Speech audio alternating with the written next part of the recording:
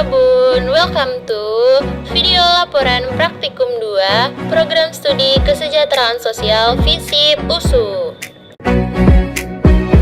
Sesuai dengan video perkenalan di awal, saya ditempatkan di Perumda Tirtanadi Sumatera Utara, Divisi Sekretaris Perusahaan di Jalan Sisinga Mangaraja nomor 1. Kegiatan awal yang saya lakukan adalah observasi dan pengenalan lingkungan kantor. Dari pintu masuk utama, kita akan memasuki area tunggu dan meja resepsionis.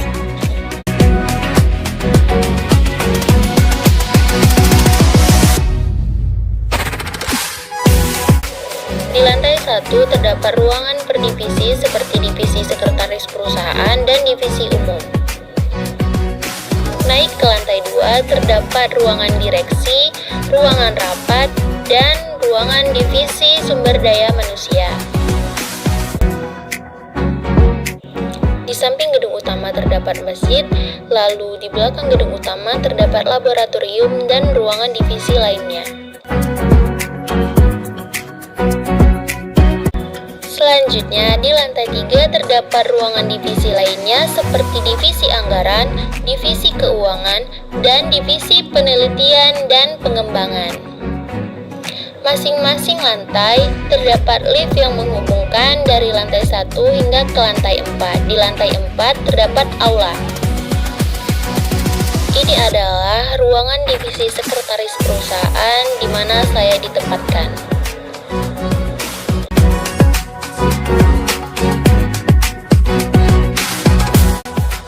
Kegiatan yang selanjutnya saya lakukan adalah memahami penjelasan mengenai job desk dan beberapa program CSR yang dijalankan oleh Perumda Tirtanadi. Setelah memahami penjelasan, dilanjutkan dengan diskusi dengan supervisor lembaga mengenai proyek PKL yang akan saya laksanakan. Hasil dari diskusi adalah penyaluran dana CSR ke sanggar yang telah saya ajukan. Kemudian, dana dari lembaga disalurkan untuk pembangunan fasilitas sumber air siap minum, toilet umum, dan pendopo belajar.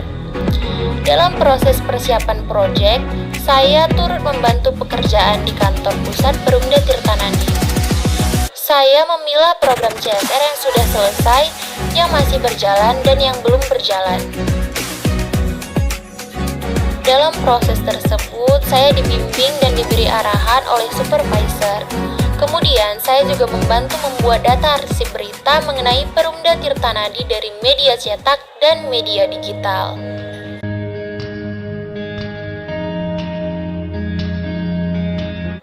Di Perumda Tirtanadi Sumatera Utara, setiap hari Jumat pagi akan dilaksanakan kegiatan pengajian pagi.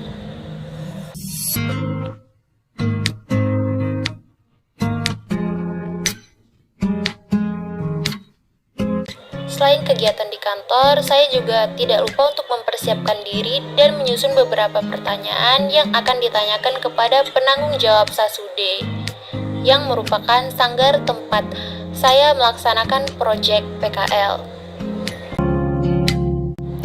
Sanggar Anak Sungai Deli berada di Gang Kesatria, Seimati, Kecamatan Medan Maimun.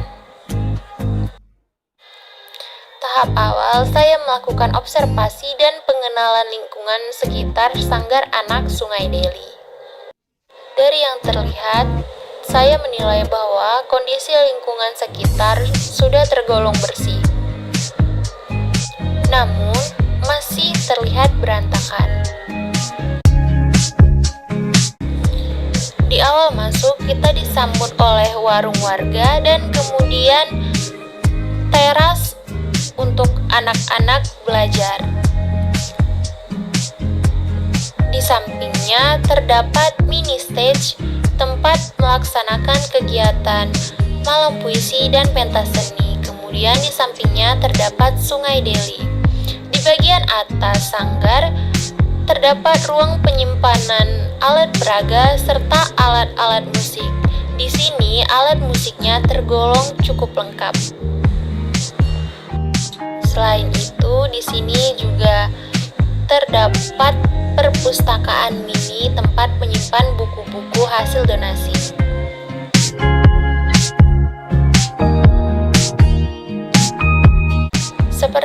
kita lihat kondisi air Sungai Deli sangat keruh dan terdapat beberapa sampah yang sangkut di tepi sungai. Di praktikum 2, metode yang digunakan adalah metode intervensi mezo. Saya dan penanggung jawab Sasude mendiskusikan mengenai proyek PKL dan mengenai Sasude. Saya menggunakan metode asesmen analisis SWOT. Kegiatan rutin di Sasude adalah kegiatan belajar dan bermain yang dipandu oleh beberapa relawan di Sasude.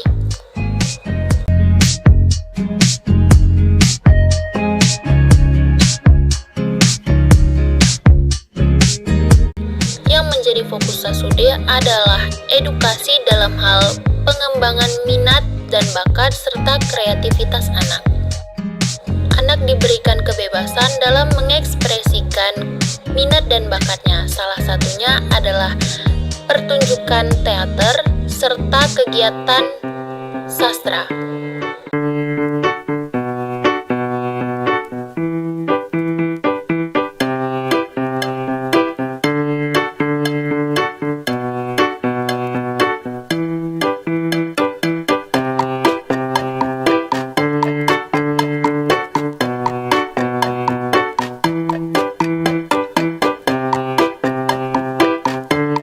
Setelah beberapa kali bertemu dengan anak-anak dan melakukan observasi, saya mulai mewawancarai penanggung jawab Sasude sebagai perwakilan dari anak-anak Sasude.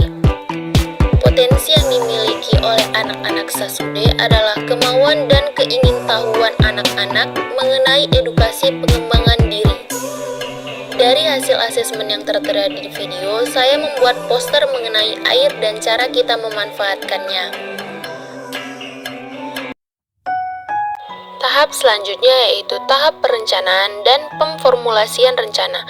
Di tahap ini, praktikan melibatkan anak-anak dan relawan Sasude untuk berpikir mengenai masalah yang mereka hadapi, kemudian merumuskan dan menentukan solusi untuk mengatasi masalah tersebut. Hasil diskusi berupa solusi pembangunan fasilitas keran air siap minum, pendopo belajar, dan toilet umum. Selanjutnya, tahap implementasi. Untuk memenuhi solusi pembangunan fasilitas tersebut, diperlukan proposal permohonan kepada Perumda Tirtanadi. Praktikan menyusun proposal permohonan bantuan CSR Perumda Tirtanadi. Setelah proposal selesai, selanjutnya yaitu penyerahan proposal dan menunggu respon Perumda Tirtanadi. Selagi menunggu proses persetujuan, praktikan turut membantu di divisi sekretaris perusahaan Perumda Tirtanadi. Praktikan membantu seperti mendata surat masuk dan keluar di buku besar, memilah program CSR yang sudah selesai, masih berjalan, dan yang belum berjalan. Kemudian membuat data arsip berita mengenai Perumda Tirtanadi dari media cetak dan digital dalam bentuk clipping.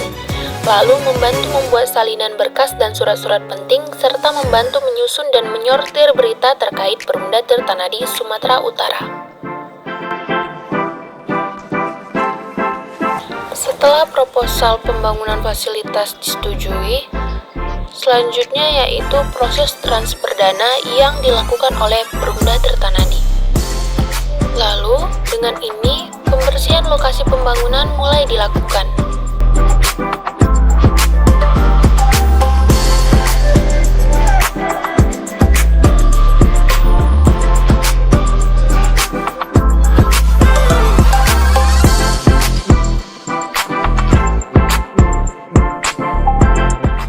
Tahap selanjutnya yaitu tahap evaluasi. Di tahap ini dilakukan monitoring dari tahap persiapan sampai dengan tahap implementasi. Secara keseluruhan, sudah berjalan sebagaimana mestinya dengan berlandaskan metode praktik pekerja sosial. Hanya saja, yang menjadi masalah yaitu proposal pembangunan keran air siap minum tidak dapat disetujui oleh Perumda Tirtanadi. Dengan ini, pembangunan keran air siap minum tidak dapat dilakukan. Kemudian, bantuan dana CSR yang diberikan kepada Sasude tidak mengcover sebagian dana pembangunan, sehingga pembangunan akan dilanjutkan apabila dana sudah tercukupi.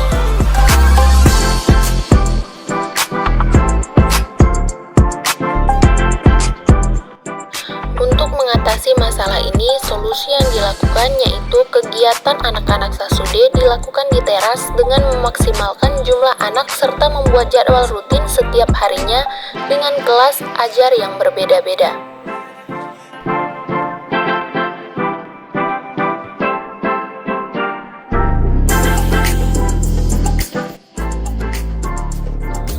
Lalu, untuk masalah dana yang belum tercukupi, Sasude membuka open donation bagi masyarakat luar yang ingin berdonasi membantu pembangunan fasilitas.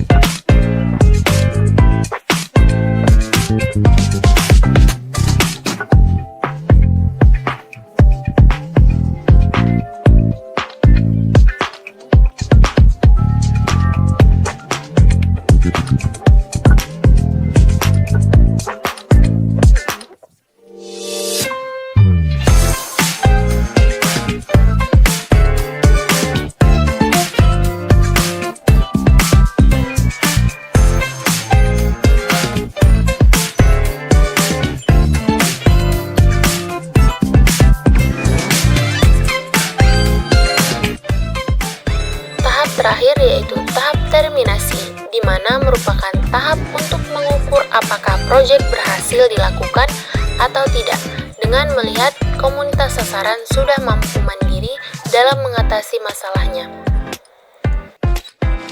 Secara keseluruhan, proyek ini hanya setengah saja yang berhasil. Hal ini disebabkan oleh masih kurangnya dana pembangunan serta tidak disetujuinya pembangunan keran air siap minum.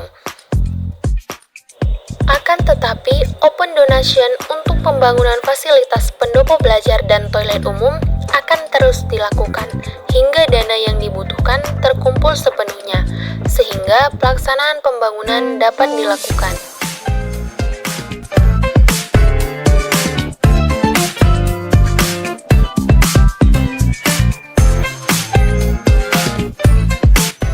Dengan adanya proyek ini, Sasude terbantu karena membantu merumuskan solusi dari permasalahan yang mereka hadapi. Lalu, Sasude juga terbantu untuk memenuhi dana pembangunan fasilitas.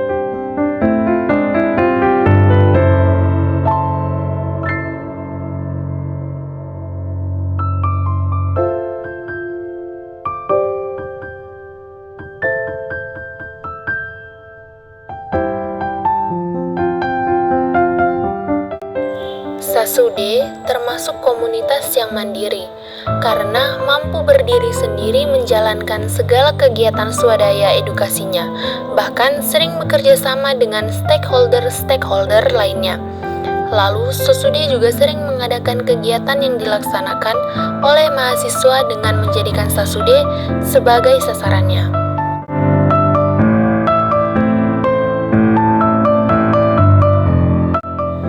Sasude dan kegiatan swadayanya akan terus berlanjut hingga masyarakat dan anak-anak di tepian Sungai Deli dapat berdaya.